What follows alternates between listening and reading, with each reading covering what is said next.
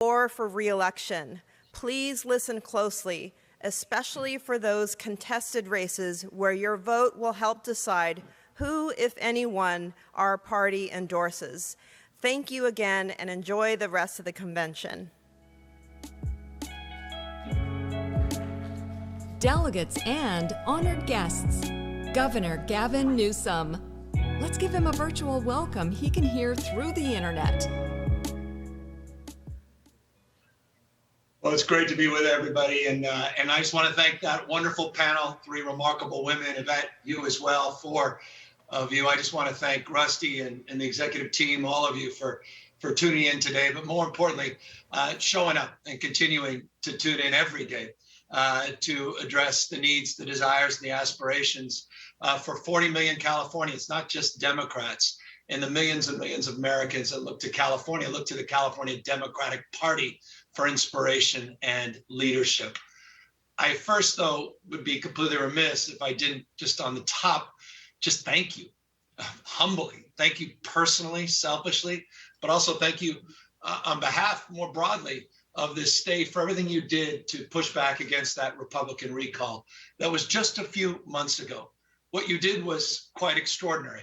In an off year, an off month election, when people thought we would put down our guard, that we'd be lulled to sleep, we stepped up in extraordinary and unprecedented ways. But the California Democratic Party did so in profound and consequential ways across the entire spectrum of our party, from the leaders of our party. And I'm just very proud and thank you for acknowledging our vice president and president, but also Bernie Sanders and Elizabeth Warren, Stacey Abrams. So many leaders within the National Democratic Party came together united in opposition of that Republican-backed recall. And it's just a proof point, a foundational proof point. When we are united as Democrats, everything's possible.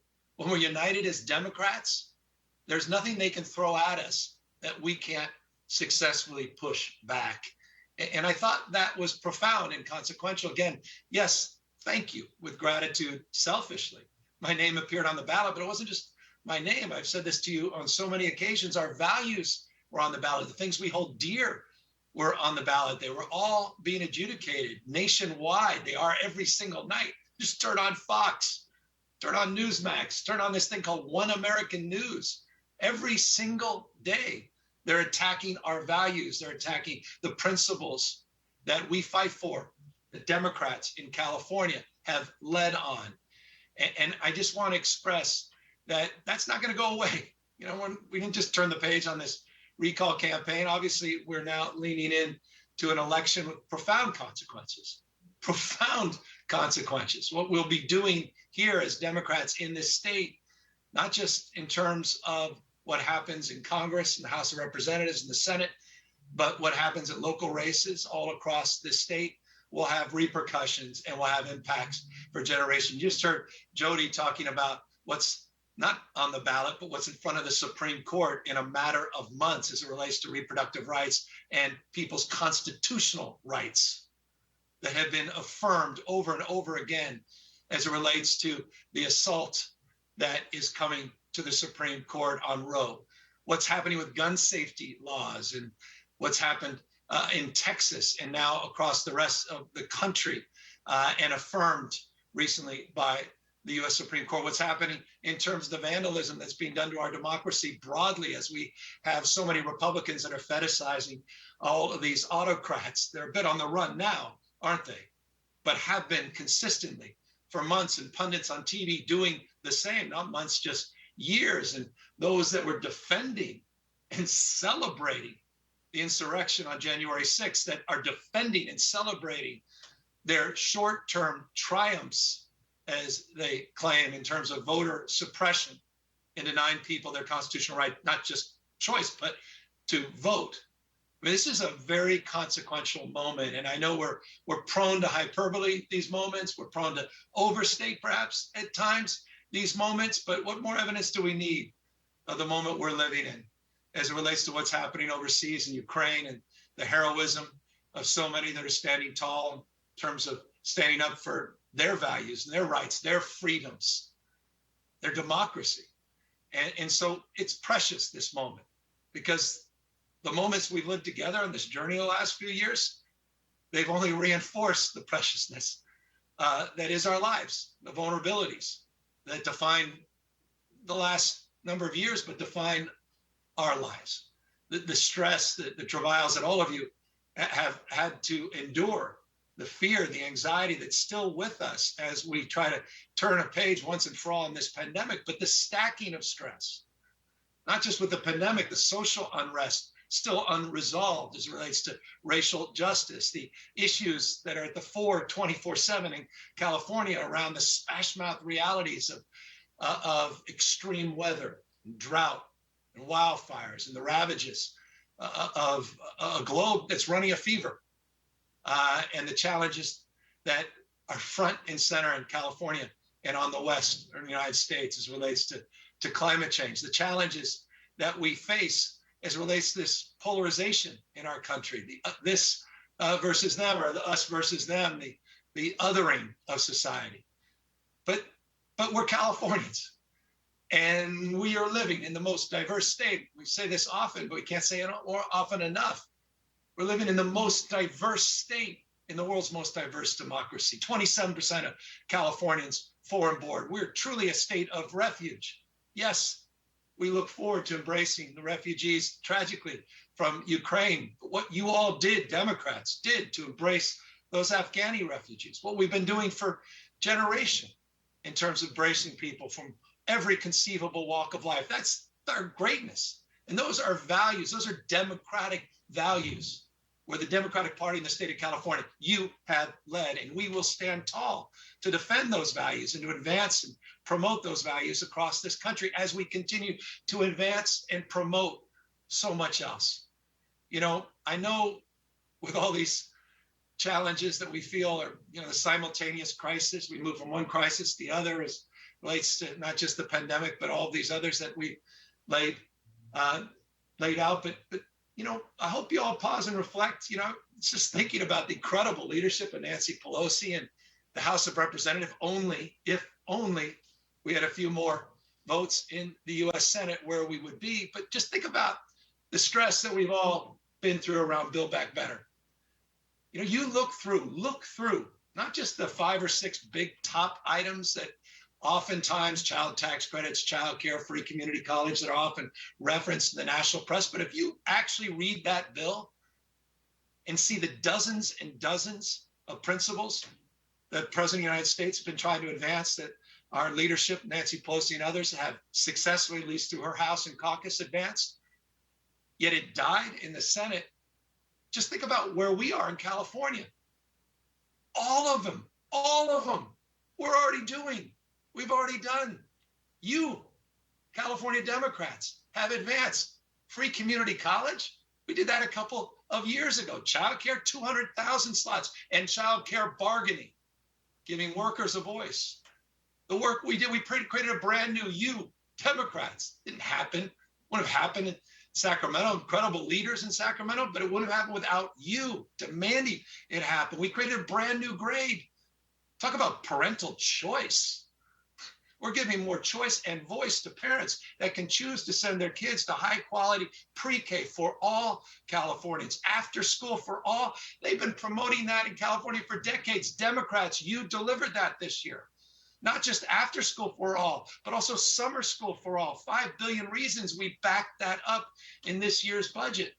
We're not talking about it. We're doing it. You heard Jody say it. I mean, we're standing tall, not just in terms of reproductive rights and reproductive freedoms, but we're doubling down in our commitment to help others that may fall through the crack, and to make sure that we're there for people all across this country as a sanctuary for so many that may need refuge of sorts to advance their reproductive rights and freedoms. On gun safety, there's simply no other state in America that's doing more on gun safety than the state of California.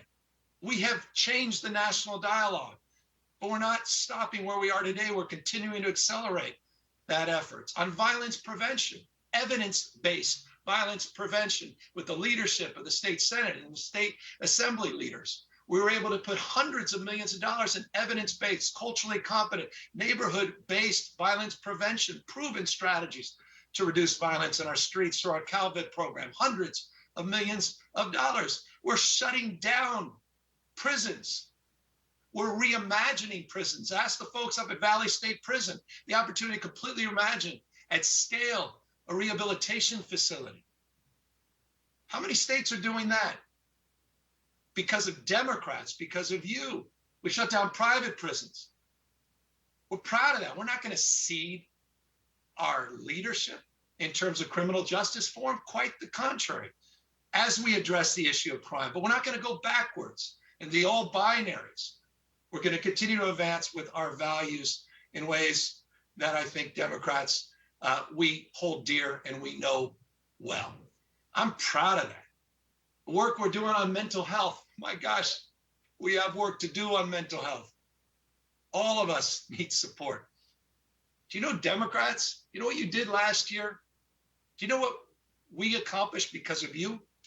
$4 billion to provide comprehensive screening and support and services for every child, 0 to 26.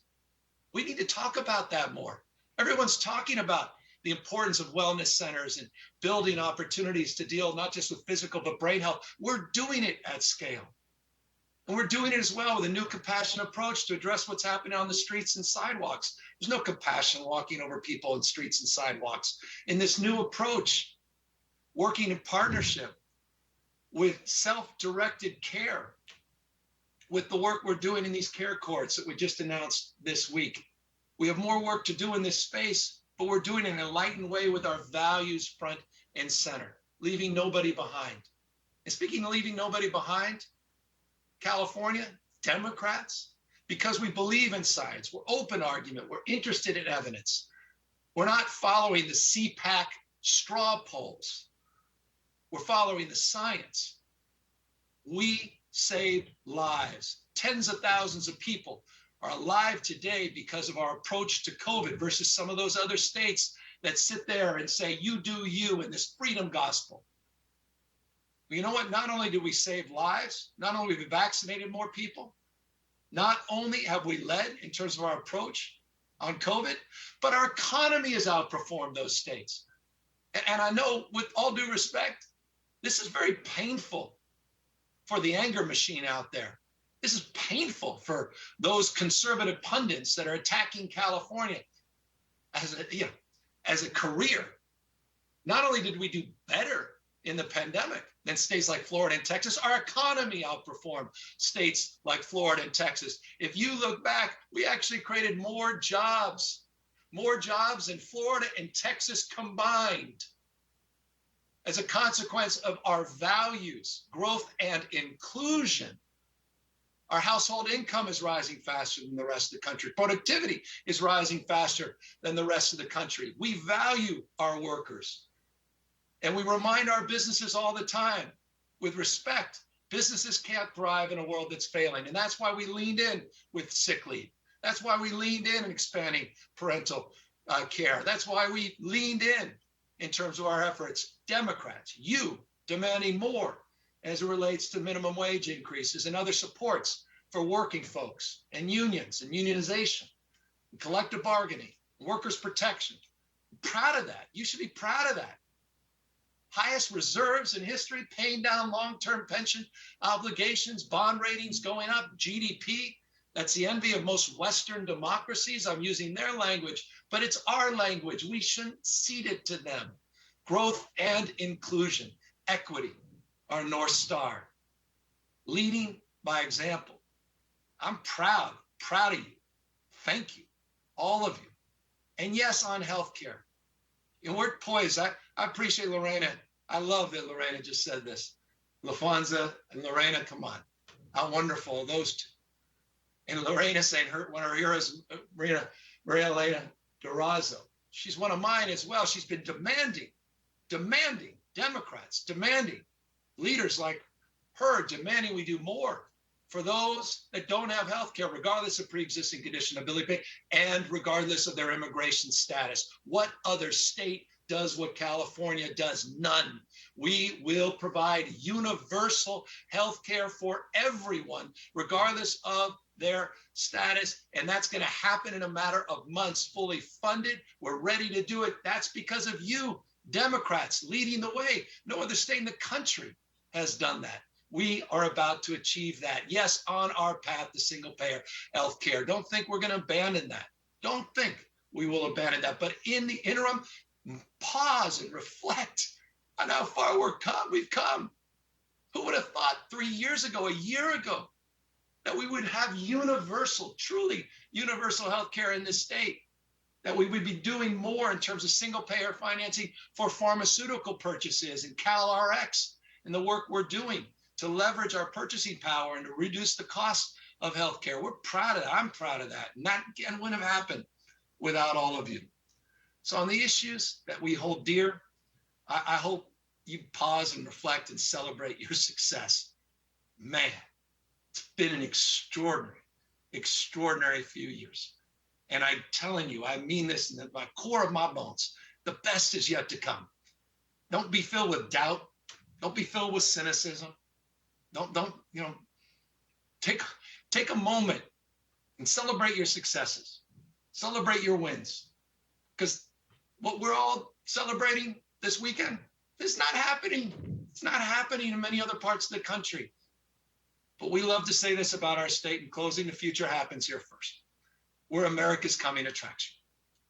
And as long as we stay the course, as long as we continue to lead the nation, as long as we don't fall prey to situational politics and the memes of the moment and the polarization that we see every single day, and fall prey to going backwards by drilling for more oil as opposed to tripling down and accelerating our low carbon green growth strategy so we once and for all can have real independence and an economic transformation strategy that can be more inclusive and bring more people along, as long as we don't fall prey to situational politics and we hold strong on the things that we know in our core, in our souls, matter most to people that are voiceless and need our help. Boy, the sky is the limit in terms of not only what the California Democratic Party can represent, but what we can do for people, not just across this state, but all across the rest of our nation. So forgive me for being a little long-winded. I hope I've expressed some passion, because I'm passionate in terms of my belief that Democrats in this Democratic Party are not only exceptional, but this party is in the business of showing the way. We're not talking final words about the way the world should be. You're doing it. Success leaves clues. So here is to the success of each and every one of you, California Democrats. And as I said, the best truly is yet to come.